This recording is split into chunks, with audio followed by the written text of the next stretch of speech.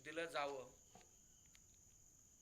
असं धृतराष्ट्र द्वारपालांना बजावतात आणि तत्क्षण द्वारपाल जाऊन महात्मा विधुरांना घेऊन आलेले आणि महात्मा विधुर धृतराष्ट्रांना विचारतात की आपण आदेश दिला, आम्ही उपस्थित झालो, सांगावे काय कार्य आहे. तेव्हा संजय दर दिवशी मला राज्याचा सर्व हकीकत ऐकवतो. त्या हकीकतामध्ये माझ्या मुलांपेक्षा धर्मराजांचाच गुणगान अधिक असतो आणि माझ्या मुलांची नालायकी आणि धर्मराजांची लायकी हे ऐकून मी अस्वस्थ होतो आणि माझी मुलं कधी त्यांच्यासारखे वागतील असं मला चिंता लागते.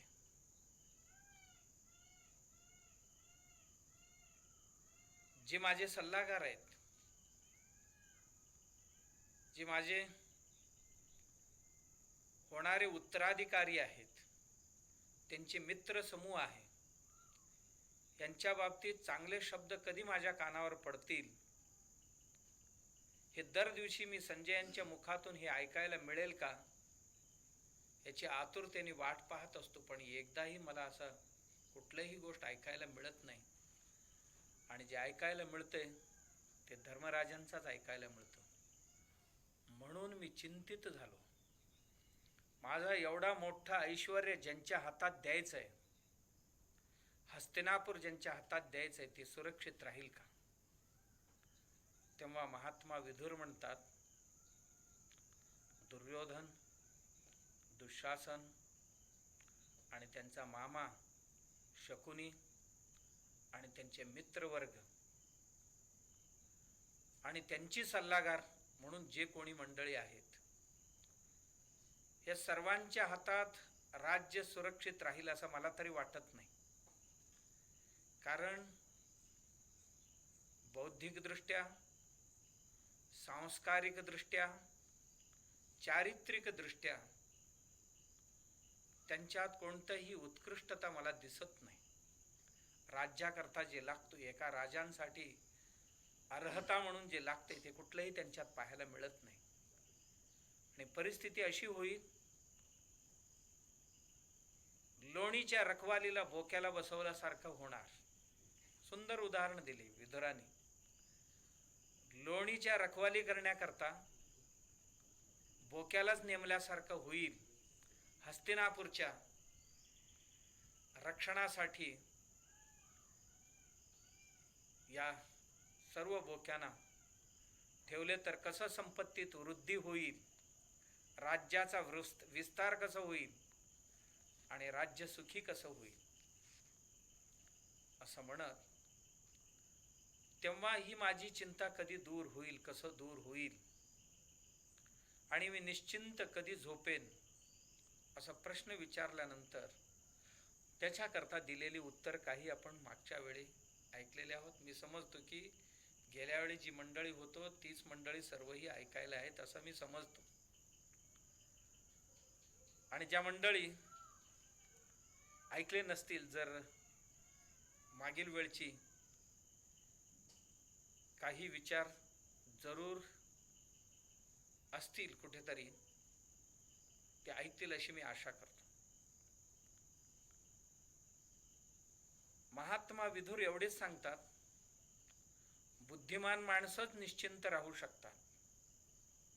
बुद्धिहीनांकडून निश्चिंततेची अपेक्षा करता येणार नाही. मग बुद्धिमान माणसांची लक्षणे काय आहे याकरता मागे अनेक गोष्टी सांगितले होते. त्यात एक नवीन हुशार, बुद्धिमान, पंडित व्यक्तींची लक्षणे सांगतात. क्रियाशील आणि बुद्धिमान. बुद्धिमान कधीही निष्क्रिय नसतो. क्रियाशील माणूस बुद्धिमानच असतो असं नाही आहे, परंतु बुद्धिमान आणि क्रियाशील व्यक्ती जी असेल तीच संपत्ती सुरक्षित राखेल, स्वतःची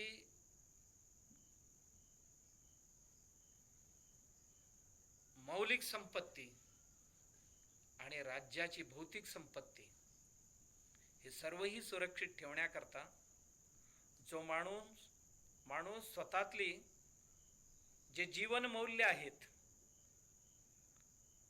ते कमवतो, वाढवतो आणि सुरक्षित ठेवतो. स्वतःच्या अंतर्गत असणाऱ्या किंवा माणसाला जगायला लागणारी इंधन म्हणून मनुष्य सुखाने आनंदाने जगण्याकरता काही इंधन लागते. इंधन म्हणून लागणारे जे जीवन मूल्य आहेत हे मूल्य कमवणं हे वरून कुठून पडत नाही कोणाच्यातही. एक तर त्यांच्या आईवडिलांकडून मिळतील, समाजातनं मिळतील, परिवारातनं मिळतील आणि साधू सत्पुरुषांच्या संगतीत मिळतील, अध्ययन वाचनातून मिळतील, अनुभवातून मिळतील. आणि हे कमवणं आणि दिवसेंदिवस हे ऐश्वर्य माझं कसं वाढेल याच्याकरता विवंचित राहणं आणि ते वाढवणं आणि वाढवलेली ही संपत्ती सुरक्षित ठेवणं. कारण यांनाही शत्रू आहेत. जसं बाहेरच्या संपत्तीला शत्रू आहेत, बाहेरच्या संपत्तीला विनाशाचा भीती आहे, तसा अंतर्गत मनातल्या ही जी सत्संपत्ती आहे हिला सुद्धा आतमध्ये शत्रू बसलेले आहेत, त्यांची भीती असते आणि हे सुरक्षित ठेवावं लागतं. तेव्हा आपण निश्चिंत होतो.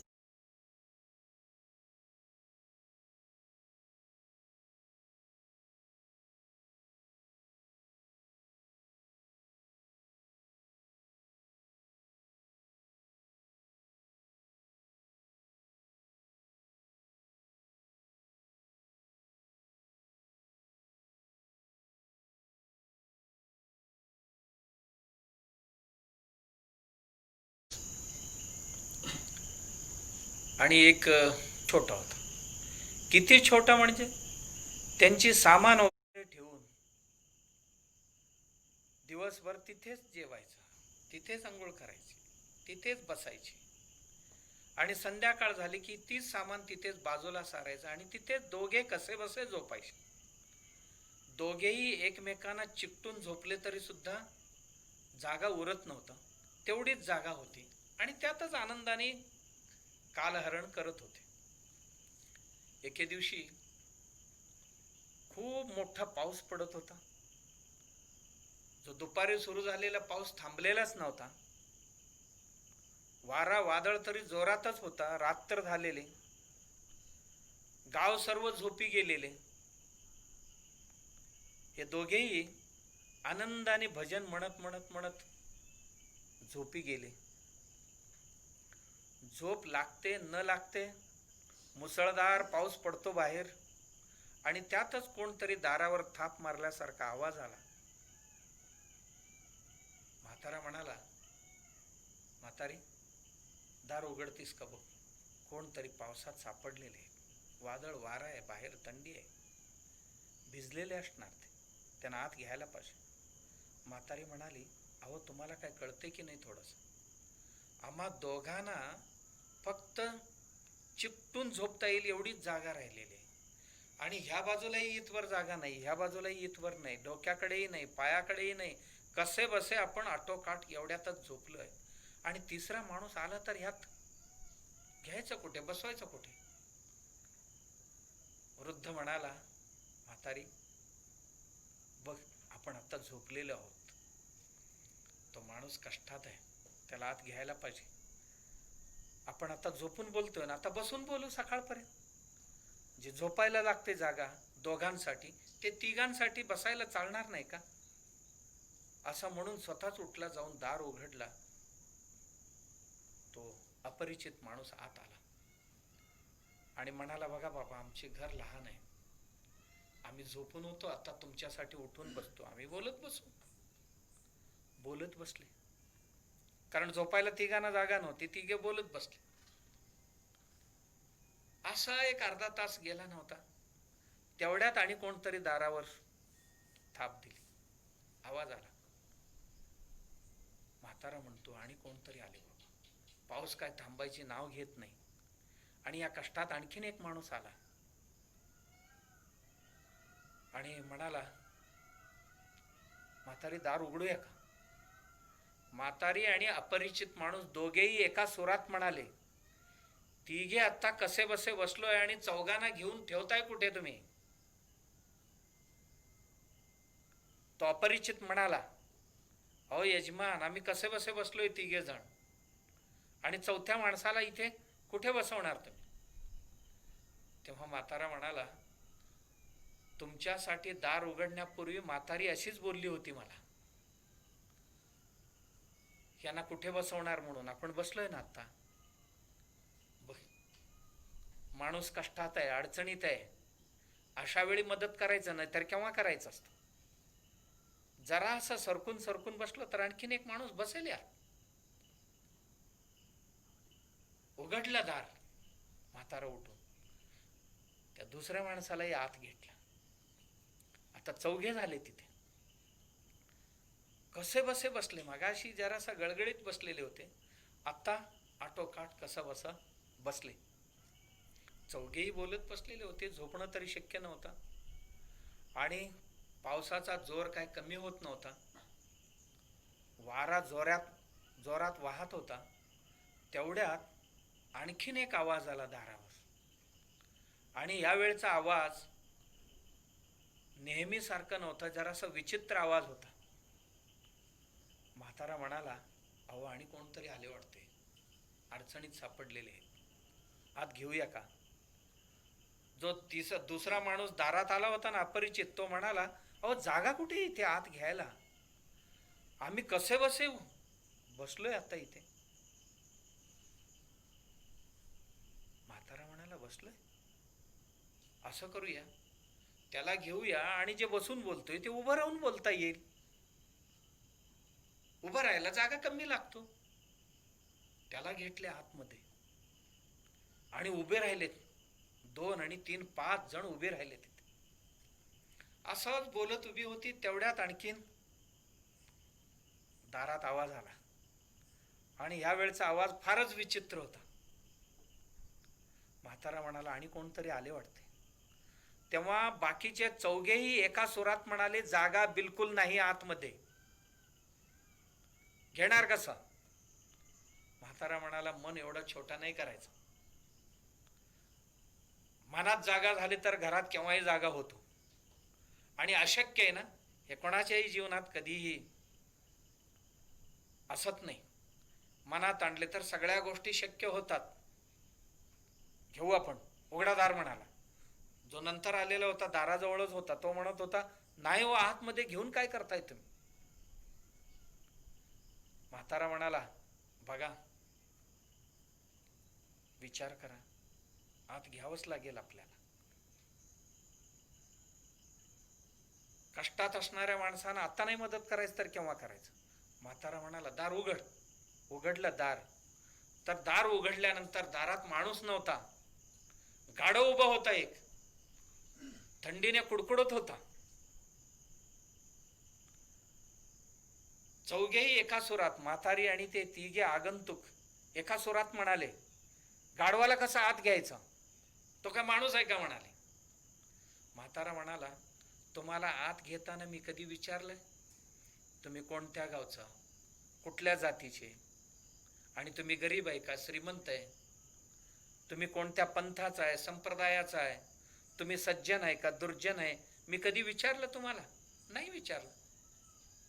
मी एकच पाहिलं की हे आपत्तीत आहे, यांना घ्यायचं असं ठरवलं आणि तुम्ही आत आलात. आज गाढव असला का आणि मनुष्य असला का, ते आपत्तीत आहे, आत घ्यायलाच पाहिजे म्हणाल. म्हातारा गेला आणि गाढवाला आत घेतला. म्हणाला, आणखीन जरा सरकून सरकून उभा राहा, होईल जागा म्हणाल. ते पहिले होते, विचार करायला लागले, आणखीन कोण आले तर काय करायचं? आत्ताच नाही विचार करायचा त्याचा, ज्या वेळी येईल त्याच वेळी विचार करायचा. आत्ता आहे या स्थितीत आनंदात राहायचं म्हणाल.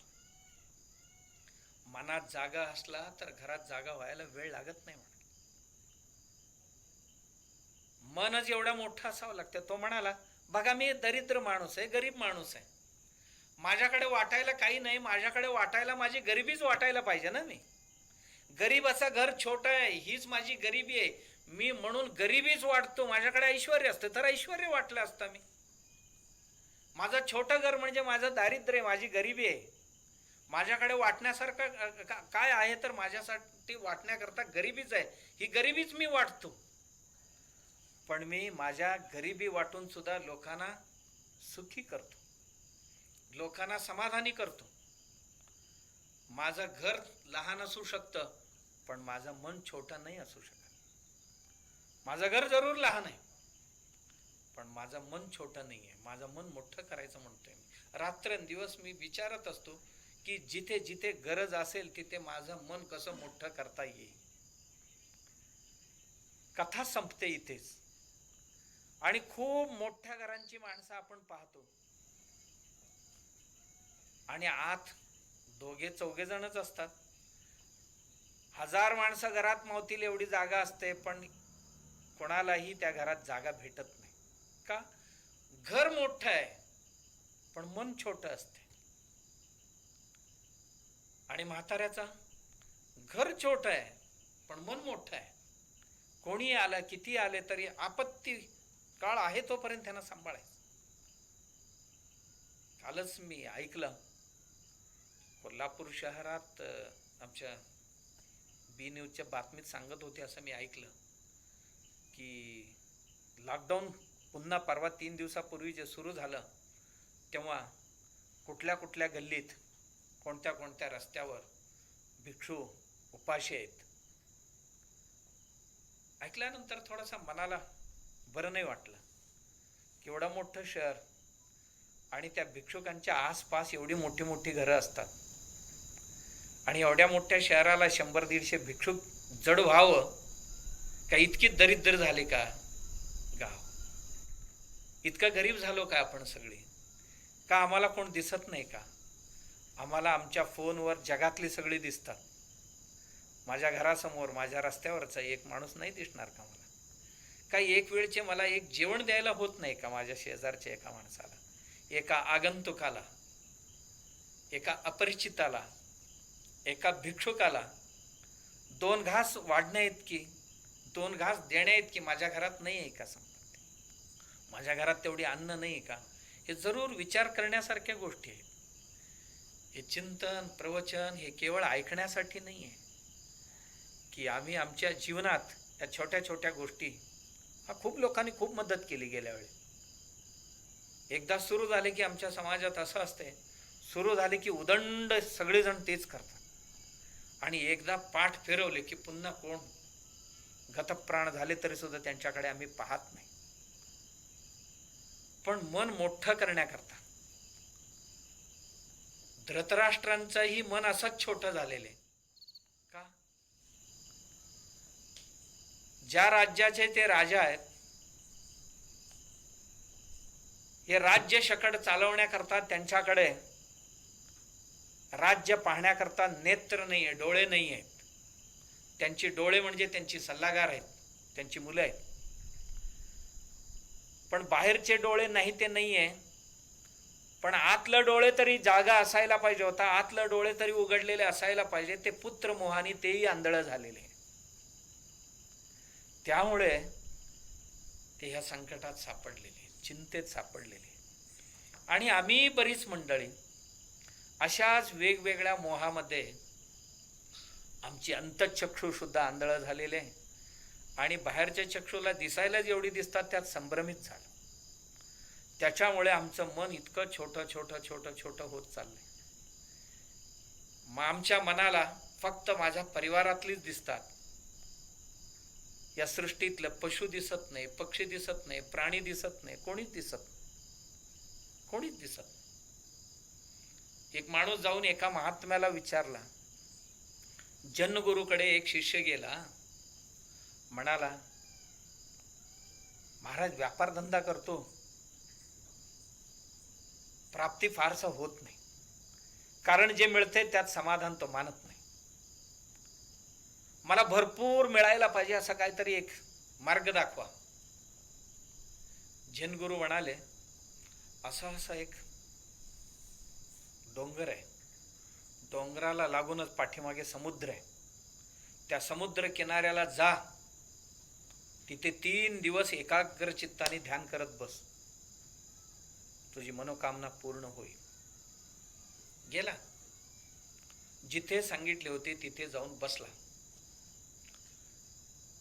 एकच त्याच्या डोक्यात होता, कधी मला ते अप्रतिम वस्तू दिसणार, मला जे पाहिजे ते अपार संपत्ती मिळेल असं सांगितले त्या महात्म्याने, आणि ते कधी मिळणार. रात्रंदिवस डोक्यात एकच चिंता, आत्ता दिसते काय दुपारी दिसते काय संध्याकाळी दिसते काय रात्री दिसते काय सकाळ दिसते.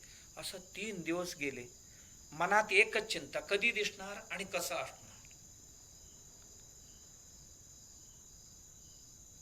3 दिवस झाले तरी काय दिसलं नाही. उठून आला, येऊन जन्नगुरूंना वंदन करून म्हणाला, गुरुजी तुम्ही पाठवलं होता पण मला काय दिसलं नाही म्हणाला. कारण जाऊन बसला, त्याला समुद्राची लाटा दिसली नाही, लाटांचा आवाज दिसला नाही, किनाऱ्यावर असणारी पर्वत, पर्वतावरची वृक्ष, वृक्षांवर असणारी पक्षी, पक्ष्यांचा आवाज, किलबिल काही ऐकू आला नाही. काय सरपटण्याचा आवाजही नाहीये, विहंगमांचाही आवाज त्याला नाहीये. कारण त्याची डोळे, त्याची कान आणि त्या पर्वतातल्या इतक्या सुगंधी फुलांचा एकदाही वास त्याच्या नाकाला लागला नाही. आणि वारा मंद होता की सुसाट होता हेही त्याला कळलं नाही, कारण त्याची त्वचा सुद्धा जड झालेला होता. कारण त्याचा एकच लक्ष होता, एकच पाहत होता, मला संपत्ती कोणत्या क्षणाला. त्या संपत्ती पायी सर्व इंद्रिय त्यांनी झाकून टाकलेलं होतं, सर्व इंद्रियांचे दरवाजे बंदच करून टाकलेला होता.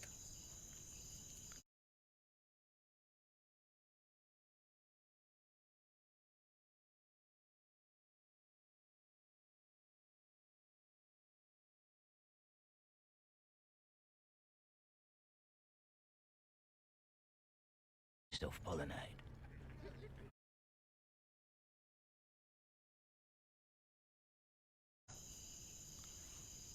3 अवरुद्ध करून टाकलाय. त्याच्या घरात कोणी प्रवेश करत नाही, त्याला काय दिसत नाही, त्याला काय ऐकू येत नाही, त्याला काय सुंघायला मिळत नाही, त्याला काय स्पर्श करायला मिळत नाही, कशाचाही काही ज्ञान होत नाही. का? तो झपाटलेला आहे, हपापलेला आहे एकासाठी. संसारात आम्ही मंडळी सुद्धा खूप झपाटलेले आहोत, हपापलेले आहोत. त्या कारणास्तव आमची अंतःचक्षु, बहिःचक्षु सगळे बंद झालेले आहे. आम्हाला केवळ आणि केवळ विषय विषय विषय विषय विषयांमध्येच रमलं. आमचा परमात्म्याला आत येण्याकरता दरवाजाच बंद करून टाकला. सद्गुणांना, सदैश्वर्याला आत येण्याकरता असणारा दरवाजाच बंद करून टाकला. महात्मा विधुरानी ही डोळे उघडण्यासाठी, बंद झालेले दरवाजा मुक्त करण्यासाठी, एवढंच नाही, माणसांचं मन विशाल करण्यासाठी, चर्मचक्षुबरोबर अंतःचक्षु जागृत करण्यासाठी उपदेश सुरू केलेले.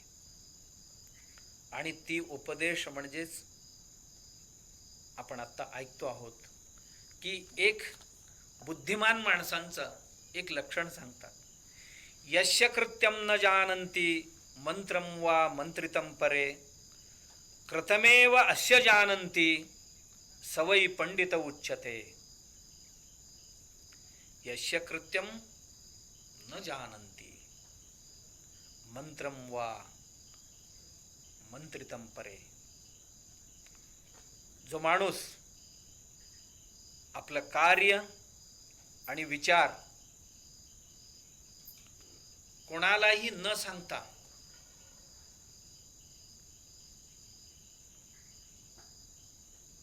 कार्यसिद्धी झाल्यानंतरच इतरांना सांगतो,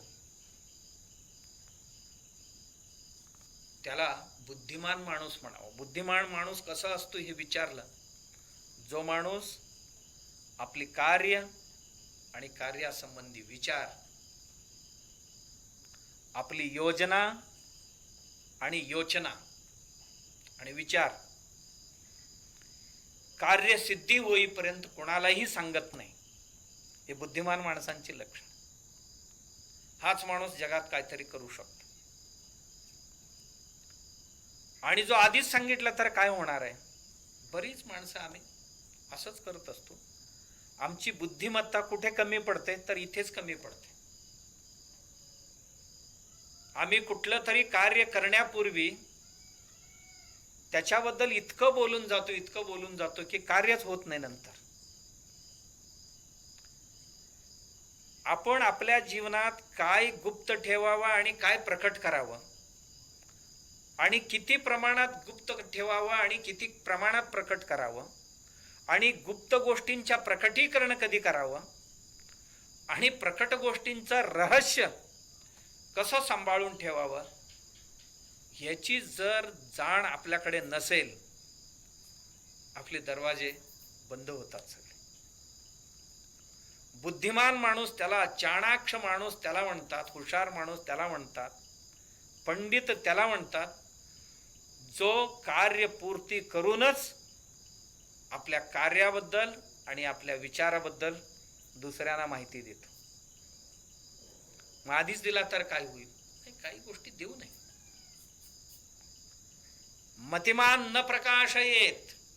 बुद्धिमान माणसाने ती दुसऱ्यांना सांगून काही गोष्टी तरी आयुष्यातच कधी सांगू नये.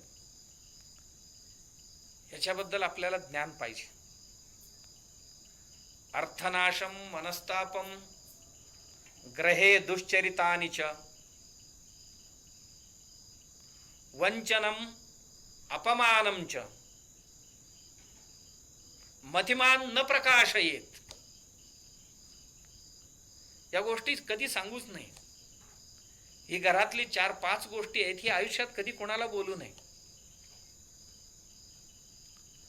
मनस्तापम, अर्थनाशम. अर्थनाश, आपल्या घरात संपत्ती नाही आहे. जी संपत्ती होती ती कसं गेली माहित नाही, गेली. अर्थनाश झाला. म्हणून आपल्या घरच्या दारिद्र्याबद्दल वाटेल त्याच्या समोर बोलत जायचं नाही. का बोलू नये. आम्ही बोलल्याने कोण देणार आहे. पाणी कुठे साचते.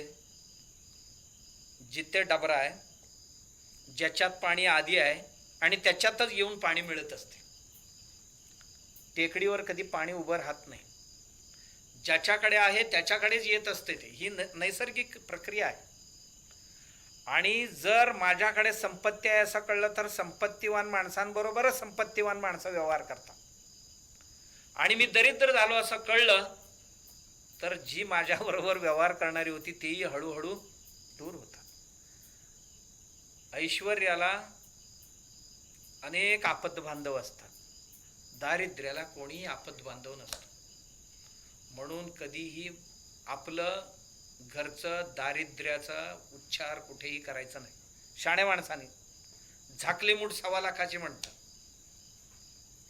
आणि मी दरिद्र हे सांगण्याची गरज नाही कोणालाही. मी दरिद्र आहे म्हटल्याने मला कोण देणार नाही आहे. आणि जे माझ्या जवळ असतात ते सुद्धा हळूहळू दूर होतात. का. गरिबांबरोबर दोस्ती करायला खूप लोकांना लाज वाटतो. खूप लोक लाजतात. खूप लोक त्यांना अप्रतिष्ठा समजतात. आपलं मित्र आणि आपली दोस्त ही माझ्यासारखाच आमच्यासारखेच श्रीमान असायला पाहिजे असं त्यांना वाटतं. तो योग्य की अयोग्य तो भाग वेगळा. म्हणून कधीही या गोष्टी प्रकट नाही करायचं. माझ्या घरात संपत्ती नाही आहे हे कोणाला सांगायचं नाही. आम्हाच घरच्या लोकांनाच माहिती असो नसो संतुष्ट असायला पाहिजे. अत्यंत महत्वाचं. माझ्या घरात संपत्ती किती आहे नाही यापेक्षा मी आहे त्यात संतुष्ट असायला पाहिजे. माझ्याकडे नाही म्हणून कोणाकडे सांगायचं नाही. मग बरीच लोक म्हणणार बाळ रडलं नाही तर ऐकणार कसं. त्याचा आईला कळणार कसं. बाळाचा आणि या मोठ्यांची गोष्ट जमत नाही. सगळ्या उदाहरण सगळीकडे लागू होत नाही. आणि कोणीही आमच्या दारिद्र्याकरता कोणी धावून येणार नाही. ही आम्हालाच दूर करायचं असतं. आणि आमच्या कर्तव्याने कर्तृत्वानेच आपण दूर करायचं असतं. त्याच्याकरता उच्चार उल्लेख कुठेही करायची गरज नाही. आणि कधीही आपल्या परिवारातलं दारिद्र्य कधीही सांगायचं नाही. आणि नाही सांगितलं तर आमच्याबद्दल खूप काय समजतात लोक, खूप काय समजतात. आमच्याकडे असो नसो ठीकठाक राहिलो तर लोक समजतात की मस्त आहे ती. आमची मान सन्मान गावात वाढतात त्याच्यामुळे. अन्यथा मान सन्मान कमी होतात गावात, समाजात कमी होतात. असो नसो, माझ्याकडे आहे की नाही माहीत नाही मला, पण खूप लोक म्हणतात महाराजांकडे भरपूर संपत्ती आहे. महाराज भिक्षू आहे, भिक्षू आहे, त्यांच्याकडे किती आहे माहीत नाही. पण मी नाही असं कधी म्हणत नाही. मी म्हणतो आहे त्या स्थितीत मस्त आहे, देवाने ठेवलेले आहे. आणि ज्या दिवशी कमी पडते त्या दिवशी देवाकडे प्रार्थना करतो, देवा काहीतरी माझं चुकलेले असावं, आम्ही पुढच्या महिन्यात सुधारणा करू. पण लोकांना नाही सांगत. आपण आपलं दारिद्र्य कधी प्रकट नाही करायचं. खरोखर ऐश्वर्यवान बनतो आपण. कधी कमी पडत नाही ऐश्वर्य, कधी कमी पडत नाही. अर्थनाशम मनस्तापम. आमच्या घरात पती पत्नींमध्ये, आई वडील आणि मुलांमध्ये, भावा भावामध्ये, भावा बहिणीमध्ये आणि भावकीमध्ये काय झालेले किंवा आपल्या घरात काहीतरी झालेले, मनस्ताप झालेले, मनाला ताप झालेले, मनमुठाव झालेले, एवढंच नाही मतभेद झालेले आहेत मनात. आमच्या घरात एकमेकांची पटेना झालेले आहेत. जे काय असलं तरी सुद्धा ते उंबऱ्याच्या आतच असायला पाहिजे. ही मतभेद मनभेद उंबऱ्याच्या बाहेर जाणार नाही एवढी काळजी घ्यायची. ह्याला कधीही प्रकट करायचं नाही, कोणालाही सांगायचं नाही. कोणालाही सांगितल्याने ही मनभेद संपत नाही, मतभेद संपत नाही. आपल्या घरची कीर्ती, आपल्या घरची सन्मान कधी समाजात वाढत नाही. हे सर्व कमी होणार आहे. अरे काय ते कुत्र्यागते भांडायला लागले असं म्हणतील. लोकांना दूध साखर पिण्याकरता आपण संधी नाही द्यायचा. कारण काही लोक टपूनच आहेत की आमचं घर कधी तुटतो, या घरात कधी भांडण लागते. आमच्या घरात आम्ही भांडायला लागलो तर देवाला नवस करून नवस फेडणारी कितीतरी समाजात असतात. त्यांना ती संधी का द्यावं? काही झाले तरी आपलं कंटा उंबऱ्याबाहेर न्यायचा नाही. किती काही झाले तरी संध्याकाळपर्यंत घरात मनस्ताप काही झाले तरी कुठल्याही कारणास्तव येऊ दे. बघा, अर्थाच्या अभावाने सुद्धा क्लेश होतात आणि अर्थ अधिक झाल्याने सुद्धा मनस्ताप होतात. घरात माणसं अधिक झाले तरी सुद्धा होतात आणि घरात माणसं कमी असलो तरी सुद्धा मनस्ताप होतात. कोणाच्या घरात होत नाही, होत राहतात. डोकं आहे म्हणजे डोकंदुखी हे राहणार, मन आहे म्हणजे मनभेद हे राहणार. हे नैसर्गिक आहे. म्हणून आणि प्रत्येकाच्या घरात ही असतेच.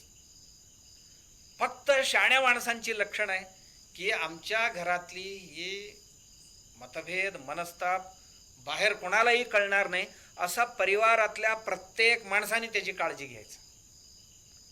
कालपर्यंत मी ठीकठाक होतो, आज मतभेद मनभेद झाले तर उद्या ठीक होतील ते. आणि सर्वात चांगलं औषध कुठलं असेल, उपाय कुठला असेल तर काळ सर्वात चांगलं वैद्य आहे. आणि काळ सर्वही ठीकठाक करत असतो. फक्त आपण पेशन्स म्हणजे संयम ठेवायचा आहे, सर्व काही ठीक होत असतं. थोडा वेळ संयम असायला पाहिजे. आमच्याकडे त्याचाच अभाव असतो. आणि घरात किरकोळ काय झाले तरी पटकन फोन करून कुठे कुठे पोचवतो बातमी माहीत नाही आपल्याला. नाही पोचवायचं, कधीच सांगायचं. मग काय होणार आहे जर कळलं तर? लोकांना कळलं तर याची गैरफायदा घेतील. आमची ताकद असते एकजुटीमध्ये, ती ताकद कमी होईल. आम्हाला कमी लेखतील समाजात. आणि भांडणाऱ्या माणसांना कधीही मोठे मानत नाही समाजात. आणि आपलं परिवाराचा ताकद, मान सन्मान, जी इज्जत जी असते समाजात ती कमी होते. म्हणून सांगायचं नाही, मनस्ताप सांगायचा किती होऊ दे. 4 दिवसांनी 8 दिवसांनी होईल कमी, कधी वर्षांनी होईल, काही वर्ष राहतील का, काही काय कधी कधी ही सवय करून घ्यावी लागतात. त्याच्यावर काळ खूप मोठं वैद्य आणि तोडगा काढत असतो. म्हणून मनस्ताप हे प्रकट करू नये.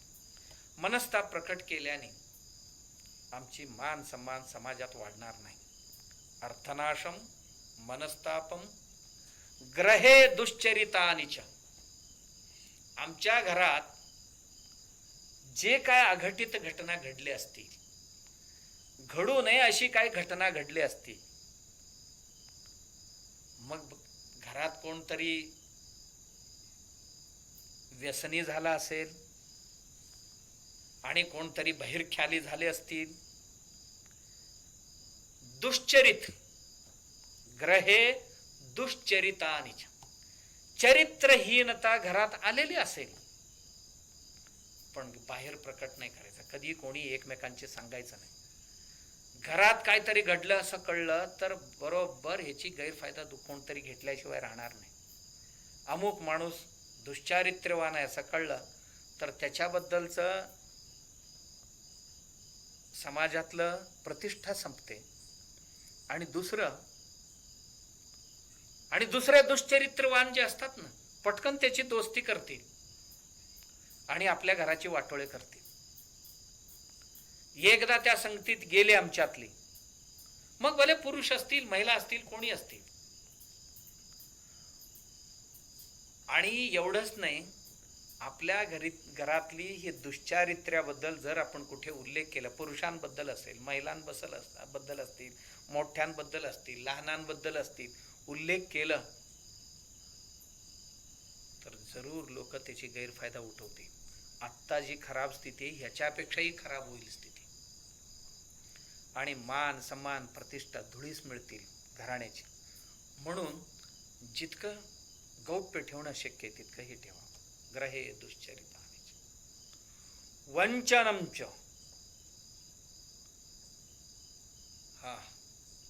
फसवणूक झालेली, आम्ही तरी फसलो गेलोय, आमच्याकडून तरी कोणतरी फसवले गेले असतील, त्या फसवणुकीचा उच्चार बाहेर कुठेही करू नये. आम्ही फसलो असं कळलं तर प्रत्येक जण उद्या फसवायला निघतील आम्हाला. का? हे अल्पबुद्धीची माणसं आहे त्या घरात, कोणीही कसंही यांना गंडवू शकतो.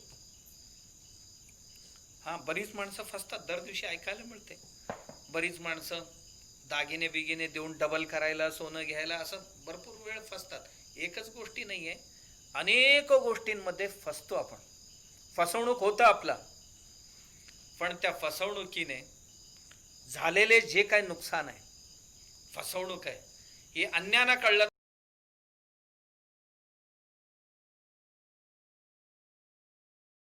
तर अन्य सुद्धा आम्हाला फसवायला तयार होतील. एवढा आमची बेइज्जती होईल याकरता. आणि शेवटचा अपमान. परिवारात कुणाकडूनही कुणाचाही अपमान झालेला असेल, अपमान एवढा दुसऱ्यांना सांगायचा नाही. सगळ्यात दुःखाचा तो असतो अपमान. बघा ना, मी पडलो ना पाय घसरून, पडल्याचा मला दुःख कमी असतो, पण कोणतरी पाहिलं तर त्याचा दुःख जास्त असतो. बघा तुम्ही कुठे. म्हणून पडलो असं म्हणत नाही माणूस. कट्ट्यावर झोपलेला होता गोधडी ओढून, बायको उठून पहाटे लवकरच स्वयंपाकघरात काम करत होती. आणि भल्या पहाटी याला काय स्वप्न पडलं, काय झालं कोणास ठाऊक, आणि आवाज आला तिला धप्प करून एकदम. आणि मोठ्याने आवाज दिली, अहो काय पडला बिडलात काय कट्ट्यावरनं खाली, पारावरनं पडलात की काय? नाही नाही नाही, मी नाही पडलो म्हणाला. मग आवाज आला एवढा मोठा, गोधडी पडली म्हटलं. गोधडीचा एवढा आवाज असतो, त्यात मी होतोच म्हणाला.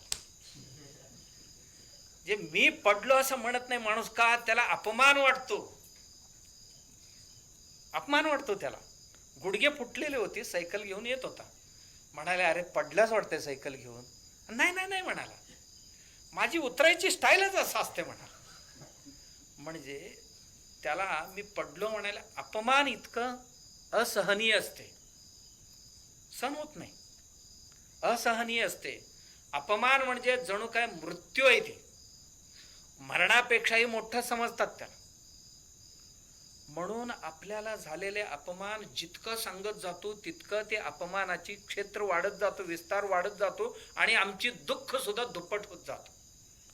कोणत्याही गोष्टी करता कोणाकडूनही होऊ द्या, झालेल्या अपमानाबद्दल आपण एवढं बोलायचं नाही.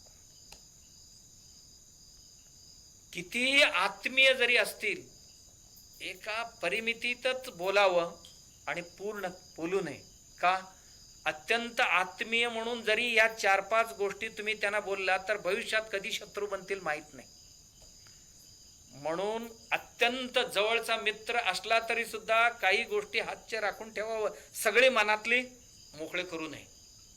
आणि शत्रू जरी असला तरी सगळ्या त्याच्याबद्दल इतकं वाईट बोलू नये. का? कधी भविष्यात तो मित्र झाला तर मी बोललेल्या गोष्टी आठवले तर पुन्हा शत्रू होईल, आणि मित्र म्हणून मी सगळे जे काय मनातल्या बाहेर टाकलेले त्याचा गैरफायदा घेईल तो कधीतरी शत्रू झाल्यानंतर. म्हणून काही गोष्टी सांभाळून ठेवायचं असतं. याच पद्धतीने आज इथे महात्मा विदुर सांगतायत, जी कार्य तुला करायचं आहे, कार्य करण्यापूर्वीच त्या कार्यासंबंधात आणि कार्य योजनेसंबंधात बोलू नको. का बोलू नये? तू जर बोललास, कार्यात विघ्न निर्माण करणारी माणसं उठून बसतील, आधीच बोललास तर. एक. दुसरं, या कार्यासंबंधात चर्चा सुरू झाली की अनेक लोक अनेक सल्ला देतील तुला, तेव्हा संभ्रम निर्माण होईल. त्या संभ्रमात कार्यच मागे पडून जाईल आणि तू मतिभ्रमित होशील आणि कार्य पुढे जाणार नाही. 2. तिसरं, तू कार्य करण्यापूर्वीच खूप काय बोलायला लागला.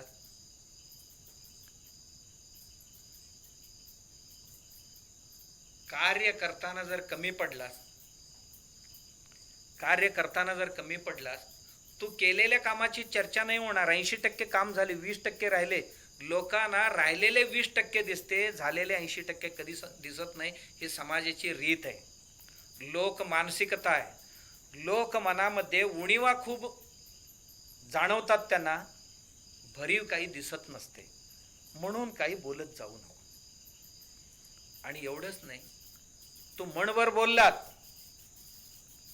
कणभर जर नाही कार्य केलास, बोलला भरपूर, कणभर सुद्धा काही काम नाही झालं तुझ्याकडून, लोक म्हणतील अरे हे फुकटचा शंख आहे, नुसतं वाजतच फिरते, काम काय करणार नाही. आपल्याला लबाड ठरवतील.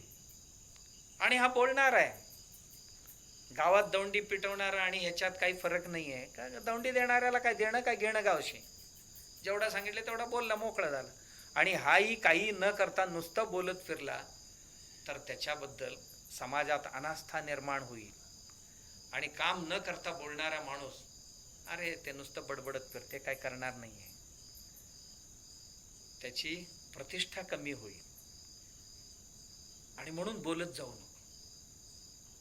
आणखीन का बोलू नये? हे बघा, लोक म्हणतील, म्हण एक, चावते ते कधी भुंकत नाही. ही इतकं भुंकते म्हणजे ही चावणार नाही असं म्हणतील. म्हणून करायचं नाही. कार्यसिद्धी झाल्यानंतरच त्याच्या संबंधात बोलावं. आणखीन एक आहे, सगळ्यात महत्वाचा, समाजात उत्तम माणूस जो आहे, उत्तम व्यक्ती जी आहे, न बोलता करते. न बोलता करतो तो उत्तम, बोलून करतो तो मध्यम, बोलून सुद्धा न करत नाही तो अधम. बोलतो खूप, काही करत नाही, अधम पुरुष आहे. बोलून सुद्धा काही करत नाही, कारण त्याला फक्त बोलायची सवय झाली. आणि हे दर दिवशी आपण अनुभवतो समाजात. खूप माणसं खूप बोलतात, मग वेगवेगळ्या क्षेत्रातली असतील, भरपूर बोलतात, मग त्याला कुठलंही क्षेत्र अपवाद नाहीये, कुठलंही क्षेत्र अपवाद नाहीये. खूप बोलतील, काही करणार नाही, कृत्य काही नाही, कृती काही नाहीये, अधम म्हणतात त्यांना. आणि बोलतो करतो तो मध्यम आहे. जसा बोलला तसं केला, उत्तम नाही होणार. बोलला होता, केला, मध्यम. आणि न बोलता करून दाखवला तो उत्तम मानला जातो.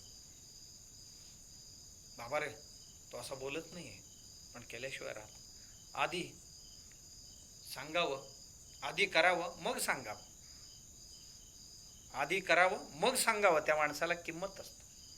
म्हणून महात्मा विदुर म्हणतात, उत्तम व्यक्ती बनण्याकरता बोलायची गरज नाही, आधी करावं. बोलल्याने किती विघ्न निर्माण होतील आणि काय काय होतील, हे कशाला आस्पद द्यायचं, अप्रतिष्ठा का करून घ्यायचं. आणि मी किती बोललोय आणि त्यात किती केलं, हे मापदंड का निर्माण का, दुसऱ्यांच्या फुटपट्टी दुसऱ्यांच्या हातात मी का द्यावं. नाही, मला जे करायचंय मनापासून पूर्ण करायचं कार्य, कोणत्याही क्षेत्र. ते विद्यार्थी असेल तर विद्यार्जनाचं कार्य असेल, उद्योगपती असेल तर त्याचा उद्योग कार्य असेल, शेतकरी असेल तर त्याचं शेतीचं कार्य असेल, व्यापारी असेल तर त्याचा व्यापाराचा कार्य असेल, दुसरं अन्य कोण शक्ती प्रदर्शनाचा कार्य असेल, आणि कुठलेही कार्य असतील, मी अमुक करतो एवढं करतो असं बोलत जाऊ नये. जे आहे ना मनात ठेवावं आणि मनात ठेवून ते ध्येय साध्य करण्याचा प्रयत्न करावा. तोच माणूस उत्कृष्ट बनतो जगात, अन्यथा उत्कृष्ट नाही बनणार. म्हणून महात्मा विदुर बोलतात की तोच माणूस बुद्धिमान आहे, आपलं योजना आणि योचना म्हणजे विचार, कृती पूर्ण होण्यापूर्वी जो सांगत नाही, कृती पूर्ण झाल्यानंतरच जो सांगतो, तो बुद्धिमान मानला जातो, श्रेष्ठ मानला जातो तो. म्हणून ज्यांना श्रेष्ठ व्हायचं आहे ना, बुद्धिमान बनायचं आहे ना, ज्यांना प्रबुद्ध बनायचं आहे ना, ज्यांना निश्चिंत व्हायचं आहे ना, सर्व चिंतेतून मुक्त व्हायचं आहे ना, मग चिंताना आव्हान का द्यावं. आधी बोलला नाही केला तर चिंता वाढतील, आणि आधी करून जर बोलला तर चिंता आपोआप घटतील. म्हणून चिंता घटवण्यासाठी महात्मा विदुरांचं खूप सुंदर वाक्य, छोटं आहे पण अर्थ खूप लपलेले आहे, अर्थ खूप लपलेले. नाहीतर उत्तर कुमार खूप बोलला स्वयंपाकघरात बसून, राज प्रासादात बसून, महिला मंडळ होती, आणखीन कोण कोण होते, मी जाईन आता, विराट महाराजांची जनावर चोरून नेला होता, मग लढाईला जायचं होतं, मी जाईन रणांगणात, असं करेन तसं करेन, सगळी तिथेच बायकांसमोरच बोलत होता. आणि प्रत्यक्षात जायची वेळ आली त्यावेळी म्हणाला, सारथीच नाही मी कसं जाऊ म्हणाला. सारथीच नाही म्हटल्यानंतर बृहन्नडा म्हणाले, म्हणजे अर्जुन, हा मी सारथी बनतो चला म्हणाला. पळतच सुटला, धुमच ठोकला, आज जाऊन स्वयंपाकघरात. बोलला खूप, पण कार्य करण्याची वेळ आल्याबरोबर पळ काढला. म्हणून महात्मा विदुर म्हणतात, उत्तर कुमार व्हायचं नाही, करायचं. का, त्यालाही संस्कार लागतात. आपल्याला माहिती असेल, अशी अशी रत्न होती या महाभारतात. बार्बरिक नाव ऐकलं असणार, भीमसेनांचा नातू,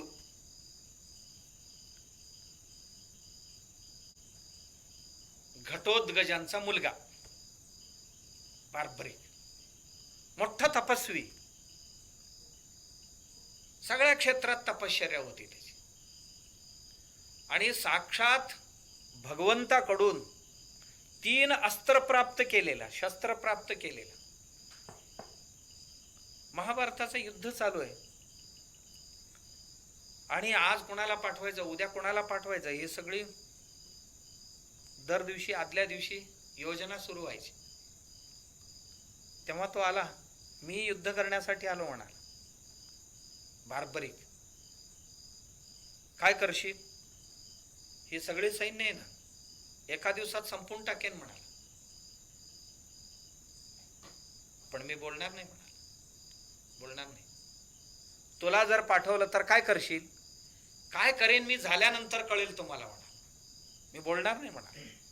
पोरगा होता छोटासा, आत्ता तारुण्यात प्रवेश केलेला आहे. भीम सेनांचा नातू, भीमाचा नातू. नाही बोलणार म्हणाला मी. मग तू काय करणार, आम्हाला कळणार कसं? कृष्ण परमात्मा विचारले. मला जर संधी मिळाली तर ही सगळी सैन्य संपून टाकेन म्हणाले एका दिवसात. मोठंच बोलतोयस तू. सैन्य किती आहे माहिती आहे का तुला? किती का असे ना म्हणाला, मला काय करायचं आहे? 18 अक्षोहिणी आहे माहिती आहे तुला? किती दिवसात संपेल? किती दिवसात कशाला? माझी एका दिवसातच संपणार. काय करणार तू? मी नाही बोलणार म्हणा. असं बोलून करायची माझी स्वभाव नाहीये. जाऊ दे बाबा, मी एक आत्मीय आहे म्हणून मला सांगशील का? बघा, कार्य करण्यापूर्वी बोलणं उचित नाहीये. आता तुम्ही साक्षात परमात्मा आदेश करताय म्हणून मी बोलतो, अन्यथा माझी अहंकार हे समजू नये. आता अन्यथा अहंकार होईल. काय करशील?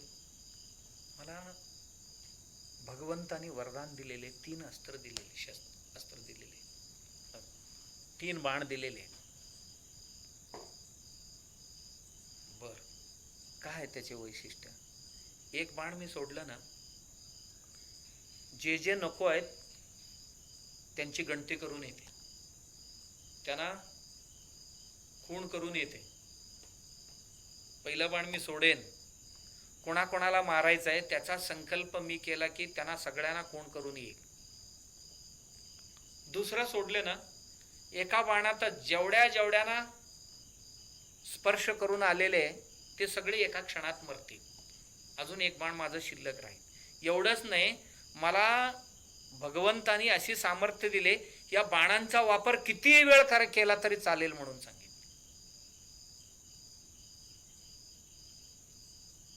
बार्बरिक असा परीक्षा घ्यायचं म्हणून म्हणाले कृष्ण, समोरचे झाड आहे एक मोठा, त्या झाडाची सगळी पानं नष्ट करशील तू? झाडाचा एकही पान राखायचं नाही, सगळे नष्ट करायचं, करशील तू? करेन ना म्हणाल. कर म्हणाले. दुसऱ्या दिवशी, उद्या करून दाखव मला. दुसऱ्या दिवशी एक बाण सोडला, बाण जाऊन त्या झाडाला पूर्ण चक्कर मारून आले. दुसरं सोडला, संकल्पच केला होता या झाडावरचा एकही पान शिल्लक राहणार नाही. दुसरा जो गेला सगळे जाळूनच आला खलास. कृष्ण परमात्म्याने काय केलं होतं, त्यातलं एक पानं तोडून आणायला सांगितलं होतं, आणून आपल्या पायाखाली ठेवलेलं होतं. आणि ते झाड जळून झाल्यानंतर ती अग्नी पायाकडे येताना पाहून पाय उचलले आणि तेही पानं जाळून टाकले. बार्बरिकांची सामर्थ्य एवढी होती, सामर्थ्य एवढी होती. पण हा बोलत नव्हता. पुढे काय झालं तो भाग वेगळा. तू कोणाला मारणार, कुठल्या सैन्यात सामील होणार, त्याची एक मोठी कथा आहे. पण न सांगता करण्याची क्षमता राखणारा, एका बाजूला उत्तर कुमार, एका बाजूला बार्बरिक, हे दोघांना पाहिल्यानंतर तपश्चर्या म्हणजे तयारी. तयारी असेल तर सर्व काही साध्य करू शकतो. म्हणून माणसाने करण्यापूर्वी बोलू नये, आणि जे काय बोलायचं आहे कृत्य केल्यानंतर बोलला तर त्या माणसाला चिंता राहत नाही. निश्चिंत माणसांची लक्षण आहे, असं धृतराष्ट्रांना महात्मा विदुराने उपदेश केला. आणि हे केवळ धृतराष्ट्रांसाठी नाही आहे, आमच्यासारखी जी मंडळी आम्ही आहोत आम्हा सगळ्यांसाठी उपदेश आहे. कारण दैनंदिन जीवनात आम्ही ठेचकळतो इथेच, म्हणून आपल्याला इथे सावध करतात. आपण अशी प्रार्थना करूया भगवंताचरणी आणि गुरुचरणी की आम्हालाही कर्तव्य बजावण्यापूर्वी बडबड करण्याची आमची सवय कमी कर देवा, आणि कृत्य केल्यानंतरच बोलण्याची सद्बुद्धी दे, अशी भगवंताचरणी प्रार्थना. राजाधिराज सद्गुरुनाथ सिद्धरामेश्वराय, राजाधिराज सद्गुरुनाथ श्री महाराजाय, राजाधिराज